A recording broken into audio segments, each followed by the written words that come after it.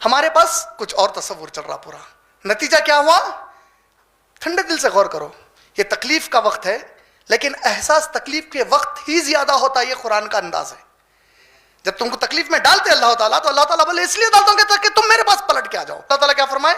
یہ زمین پہ جو کچھ مشکلات ہے یہ تمہارے اپنے ہاتھوں کی کمائی ہوئی چیزیں ہیں. بولے تم کمائے تو تم جتنا کمائے بدماشی کر کے اس میں سے تھوڑے سے اعمال کا بدلہ دیتا ہوں بولے تمہارے کو، تاکہ تم میری طرف پلٹ کر آ جاؤ بولے اللہ تعالیٰ.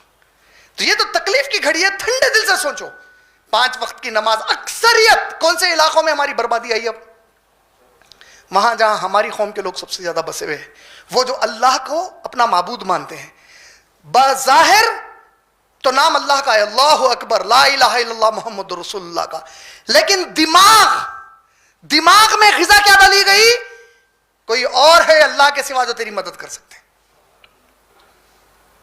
نتیجہ جب مشکل آ گئی گھڑی میں، اب اللہ کو پکارے، اللہ پلٹ گئے.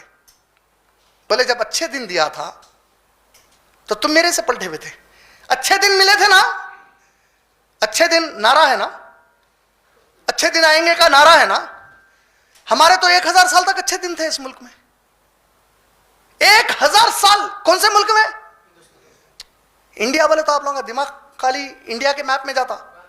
آدھا افغانستان، پورا پاکستان، یہ پورا انڈیا، بنگلہ دیش، برما، پورا افغان تھا. اچھے دن تھے ہمارے. اللہ تعالیٰ بولے پلٹے میرے پاس سے تم لوگ. اب دیکھو میں تمہارے ساتھ کیا کرتا ہوں. سمجھے؟ تو اب ہم کیا بول رہے ہیں؟ اللہ ہمارے ساتھ ایسا کیوں ہو رہا؟ اس لیے ہو رہا کیونکہ تم لوگ میرے کو چھوڑ دیے تھے. اس لیے ہو رہا کیونکہ رزق میرا کھاتے تھے، پکارتے کسی اور کو، شکر کسی اور کا کرتے تھے. اس لیے ہو رہا نوازتا میں تھا تم کو، لیکن تم کسی اور کو غریباً نواز بنا لیے تھے. اس لیے ہو رہا کیونکہ ہر چیز میرے سے لیتے تھے، لیکن بندہ نواز کوئی اور بن گیا تھا تمہارے پاس. اس لیے ہو رہا کیونکہ میرے عبادت کے دعوے کرتے تھے، لیکن ایک بار بھی مسجد کو نہیں آتے تھے، کہیں اور سجدے کرتے پھرتے تھے. اس لیے ہو رہا مانتے تھے یہ تمہارا قانون ہے، لیکن سود بڑے فخر سے کھاتے اور دیتے تھے سود پہ پیسہ.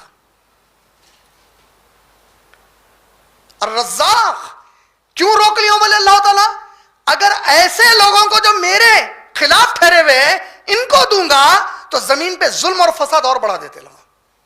ایک آدمی سود پہ کاروبار کر رہا، اگر وہ سود خور کو اور پیسے دیے اللہ تعالیٰ تو کیا کرتا انہیں؟ گندگی پھیلاتا. اور تو اللہ تعالیٰ بولے فائدے کے اتنا دیتا ہوں.